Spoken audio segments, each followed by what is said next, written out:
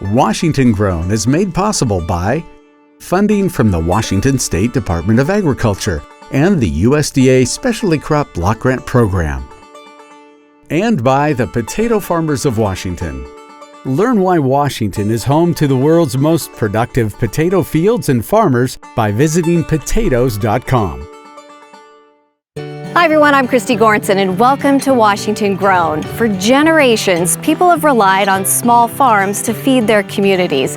And here in Washington, we have many of these small family operations that are putting in the work to bring food to your table.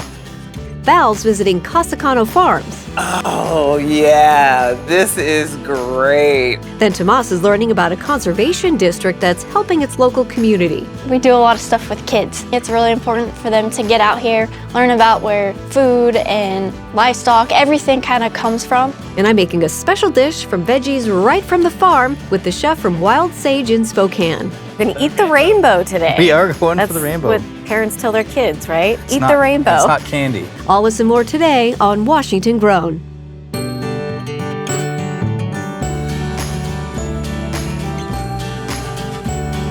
Cooking with Christy. Sweet. Jiminy G. Willikers.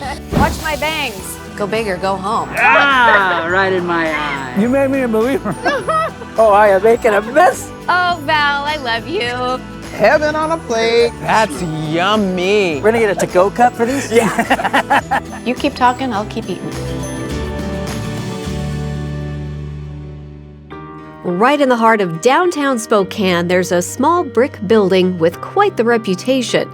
With a bright and beautiful interior and plates that are just as eye-catching, Wild Sage certainly is a treat. We've lived all over the country, and this is one of the best. It's a good balance of fine dining and casual with freshly sourced, locally ingredients. I try to create a platform where people can have memories to remember. They might not know exactly what they ate, they might not know exactly who waited on them, but they know that they had a good time. Garth Hicks is the managing partner for Wild Sage.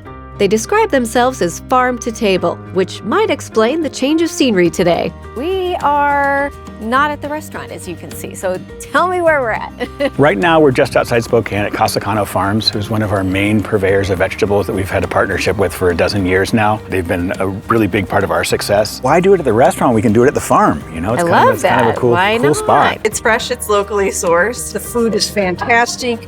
Service is great. It is fine dining, but still very relaxed. It doesn't get better than that. From the farm, we get everything from tomatoes to greens to microgreens to really fun plating stuff like watermelon radishes. And they'll just always come in and it's like, hey, isn't this cool? And like, we geek out with them. You know, it's like, yeah, that is really cool. What are we gonna do with it? Don't go anywhere because later in the show, Executive Chef Elijah and I are going to make a special dish made with vegetables harvested right from the farm. And then the nasturtium leaves, like on the outside. Oh, I probably do here. Okay. You know, I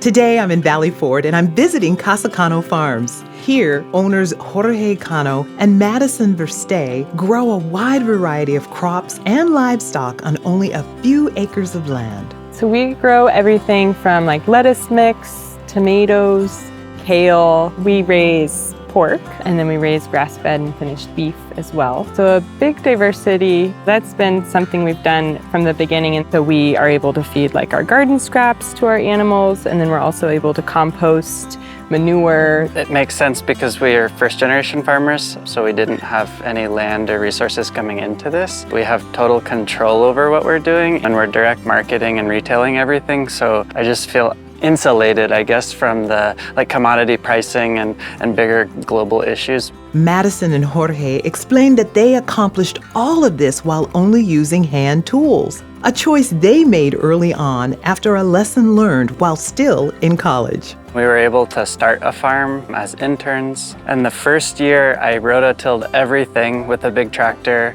and then that year flooded. It was a 100-year flood. The topsoil completely washed away right to where we tilled. So from that moment on, both of us knew that we did not want to be tilling. The disruption to the soil and then the chance for erosion and loss was just too much. The CSA program and relationships with restaurants in Spokane and even local school districts brings food from Casa Cano Farms to be enjoyed by many in the area. They have even built a farm store on their property that helps them to share their food and food produced by other small farms. We've added more products, so we've been working with more local farms. So it started just with working with like our friends' farms and filling in where we didn't have something. And then we've also expanded into like some organic grocery. We'll see a new product and try it and see if it sells and if other people like it. It's been nice to fill the shelves in there, especially we're open year round and there's less produce here in the winter. So having more of that pantry staples has been helpful. Oh yeah, this is great. Oh, it's so lovely. What are you guys most proud about in the store? Just the space in general. For the first 6 years of our business, this was like junk in storage. So now we're able to be open a lot more, leave stuff in the coolers. It's just made everything really good. And I think it helps showcase what we do and what other farms do here. This has been really great, and I really want to thank you. Yeah, I think I'm going to grab a cart and pick up a few things myself. Republic can be found in the northeast corner of the state, where there's a small but mighty team of people working to better the environment and the community at the same time. That team is none other than the Ferry County Conservation District. The history of a conservation district goes back to the Dust Bowl. Dave Hendrick manages the Ferry Conservation District, and it was obvious when I first met him that he and his team have so much passion for this work. So I was excited to ask so much more. What does a conservation district do? We have very few limits as far as what we can do, but generally we work a lot with agricultural producers. Okay. We work a lot with education in the schools, outreach, and that sort of thing. In this area, agriculture typically means one thing: cattle. We're unique in the state of Washington in that we only have one agricultural commodity, and that's livestock. That's mostly due to our growing season, which is very short. And as you can tell by the mountains around here, there is very little flat ground to farm. And so all the farm ground grows forage for cattle to eat in the wintertime.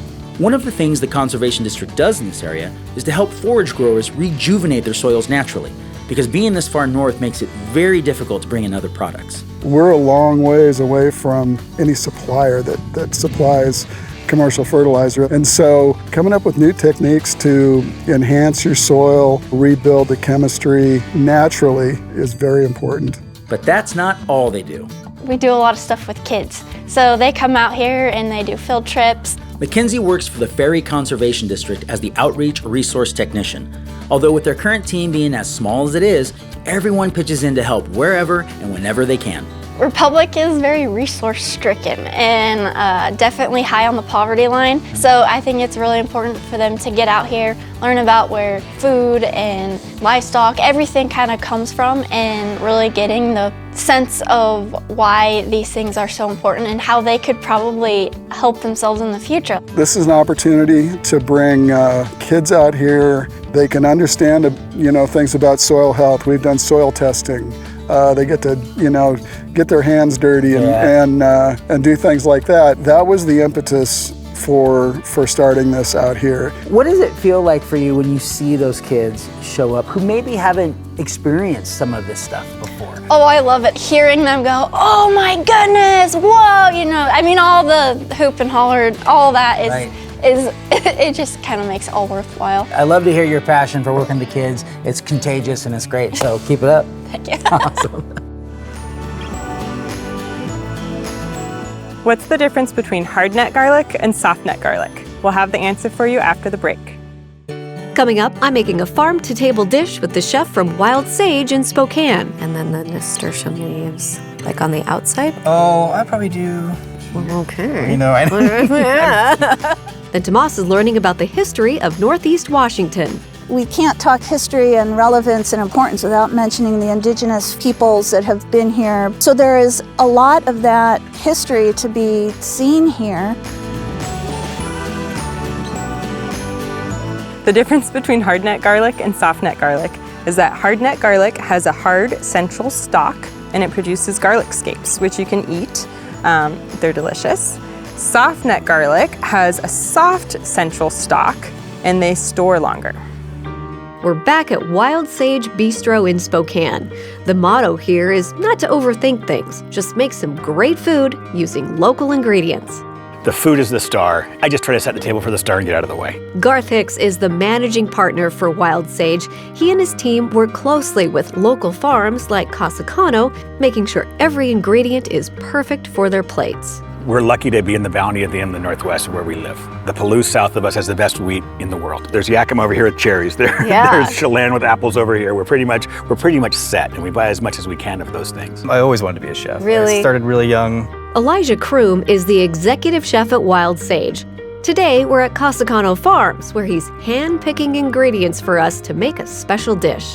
They definitely spoil us, yeah. Right here is the freshly harvested watermelon radishes. Oh my gosh. And that's like the biggest radish I've ever seen. I know, they are perfect peak season right now. So we're definitely going to take a couple of these and make something cool with it. Well, what are we gonna make with these? We're gonna make a vegetable carpaccio. And all the vegetables are from here. Exactly, so it's in season and it's, as fresh as farm to table you can get. Yeah.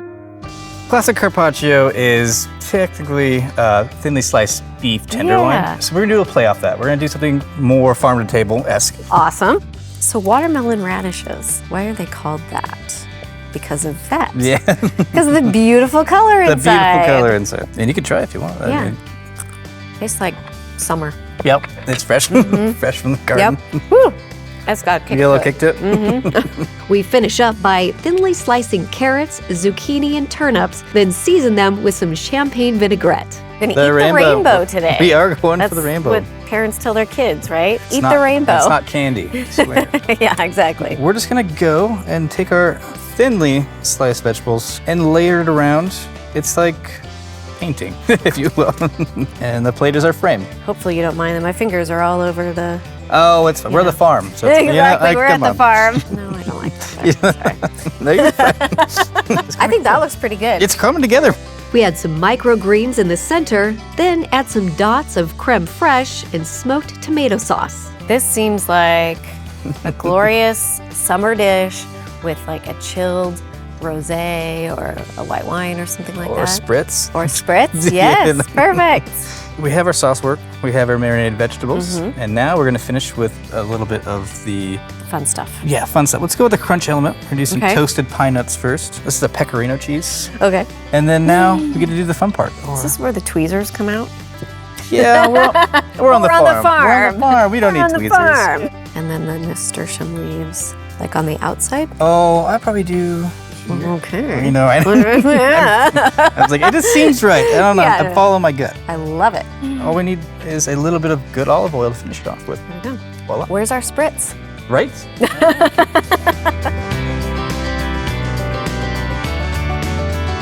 So just dig in wherever. Yeah, right? Honestly. Very fresh farm-to-table flavor. It is. It's so fresh. Has a little bit of richness to it. I mean, it's easy to chew. Because they're thin. You don't want to be like struggling with your food. Feels like summer. That is delicious. Thank you so much for sharing this. Painting of summer. Really fun. It was painting the summer. For more recipes adapted for the home chef, visit us at wagrown.com.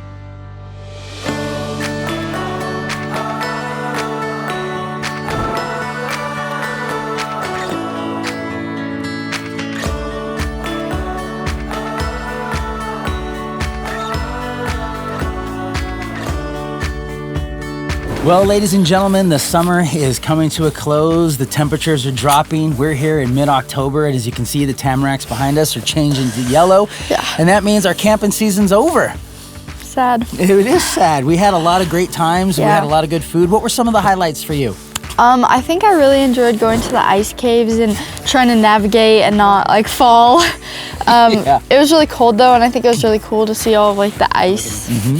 But it was also great being able to get out there and go to the beach. Yeah, the beach is fun. I liked how we brought our dog Rusty and seeing him experience the ocean and the water and the people there. I think that was really funny. Another thing that I really enjoyed was going on that hike at Cape Flattery with Maureen. I liked how like the trails, it wasn't like just a trail, there was like bridges and like little walkways and stairs, and I thought that was different and cool. Cape Flattery was awesome. The forest area was beautiful there. You know, overall, just getting a chance to go out into the mountains, getting a chance to spend time with you was incredible. You know, these are memories that we will always have and we will always treasure. And it's been great. And I can't wait to see where we go next summer. Me too. It was good. We will see you guys next year. Coming up, Tomas is cooking up something delicious at Madfire Kitchen and Catering in Spokane. See, I love it when we just get because that's all you need. I don't even need to ask her any questions.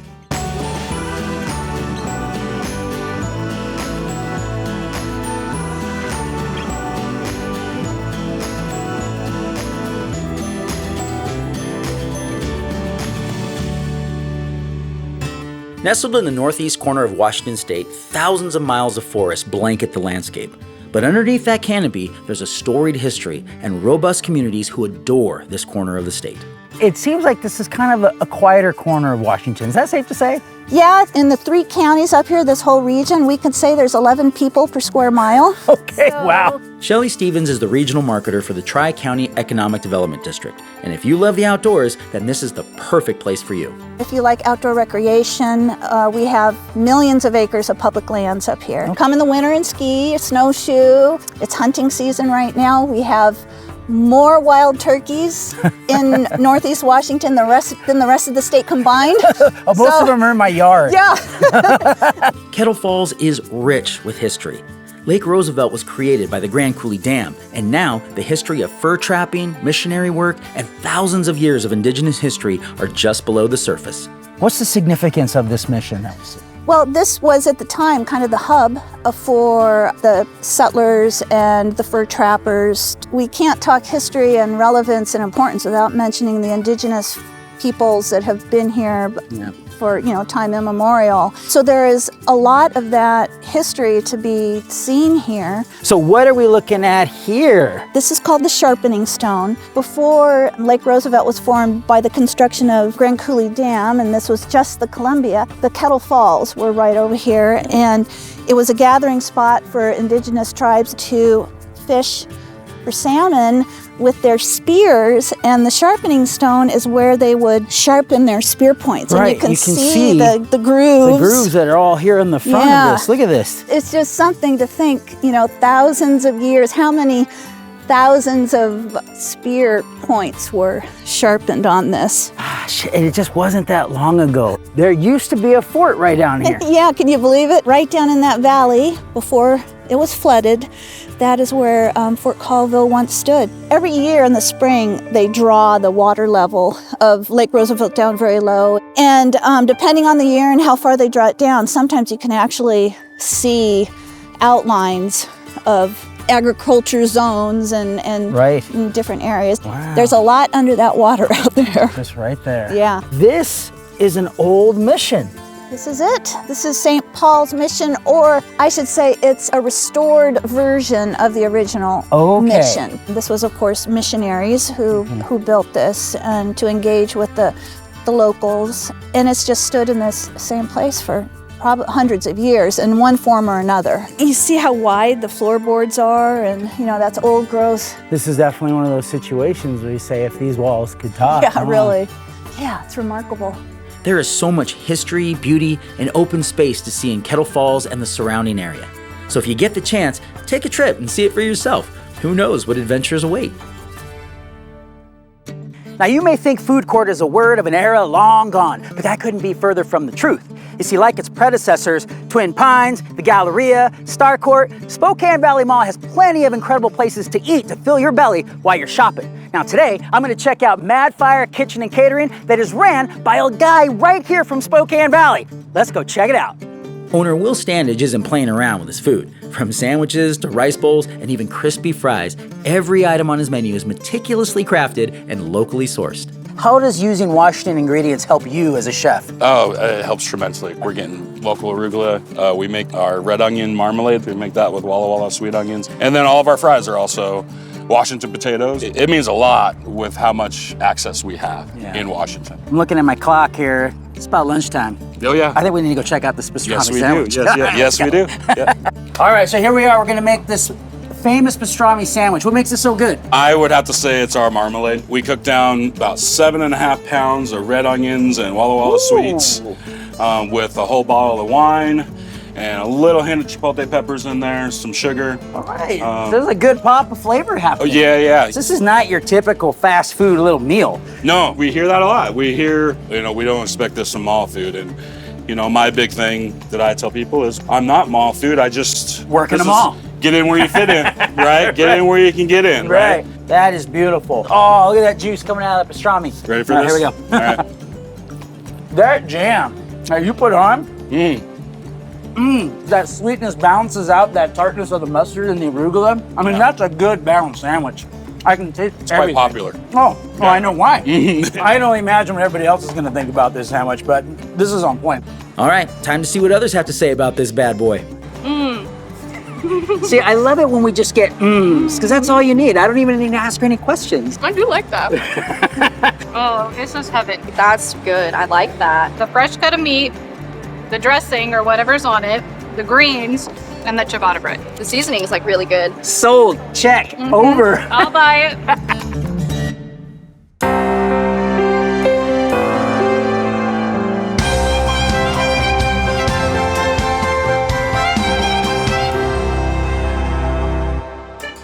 For many of us, Washington agriculture means apples, potatoes, wine, grapes, and cherries. But in the northeast corner, from Spokane to Lincoln to Ferry counties, agriculture took on a distinct character, shaped by climate, railroads, the rise of dryland farming, and a deep dependence on both grain and livestock. Here's how farming grew in the inland Northwest. Long before settlers arrived, the lands that would become Spokane, Lincoln, and Ferry counties were home to native peoples who knew the landscape intimately. In the Spokane River Valley and the Great Inland Plains, indigenous communities hunted and gathered what the land provided. By the late 1800s, railroads pushing west opened access to these remote plains. Lines like the Northern Pacific and the Central Washington Railway brought settlers, supplies, and the promise of farmland, helping towns grow and connect with markets near and far. It was an interesting mix of serendipity and sometimes hard times at home, sometimes persecution overseas. A group of people from all sorts of background came here. It's easy to think that these towns and villages are homogeneous. Actually, the roots are anything but that. Oniko, just down the road here, is a Swiss Mennonite community. Dusty is a Black Sea German community. Ritzville and Uniontown and Colton are Russian-German. Oaksdale is an Irish community in background. Chinese had a strong presence here, and even some rough and ornery Scotchmen settled here. In the dry rolling lands of the Big Bend and Palouse, wheat quickly became king. The soil and climate in eastern parts of Lincoln County proved ideal for dry land wheat farming, and by the early 20th century, the region was producing huge quantities of grain. Grain was sacked at first, and it was sacked for a long, long time. Part of it was the challenge of harvesting on 30 and 40 degree slopes, making movement of that grain in a bulk truck or wagon difficult. And there were interesting characters and stories about sewing with needle and thread all those sacks and the process that went on. One fellow recalling that he was just 16 years old, and in his first half day, he and a companion carried bags, over 20 tons of bags, that they had stitched together from the sack pile off to a wagon. Along with grain came livestock. In the early years, cattle ranching helped pioneer settlements in the region. Sheep also played a role in the region's ranching landscape. Sheep were well suited to this land because they could be moved with the effort of a herder and a couple of dogs from place to place to place. And especially as farming started to become more and more of a presence here, you could move sheep pretty handily to unclaimed land, whereas herding cattle was a different proposition entirely. Nearby in Spokane County, agriculture wasn't limited to fields. Spokane became a major market and processing hub for agricultural products. Farmers brought grain, livestock, and produce to the city to be milled, packed, and shipped throughout the nation. In more rugged parts of the Northeast, like Ferry County, farming was never as extensive as it was in the Big Bend. Timber and mining dominated early economic life, with agriculture present in smaller ranches and homesteads. Today, the legacy of northeastern Washington farming endures. Wheat still defines many landscapes. Ranches and pastures stretch across hills and valleys. And while Spokane is a bustling urban center, it remains tied to the rural places that have fed, clothed, and fueled this region for generations. Farm-to-table food comes from so many different places, but every bit of it comes from a hard-working person who cares about their craft. So next time you see a Washington farmer, tell them thank you for everything they do. That'll do it for this episode of Washington Grown. We'll see you next time.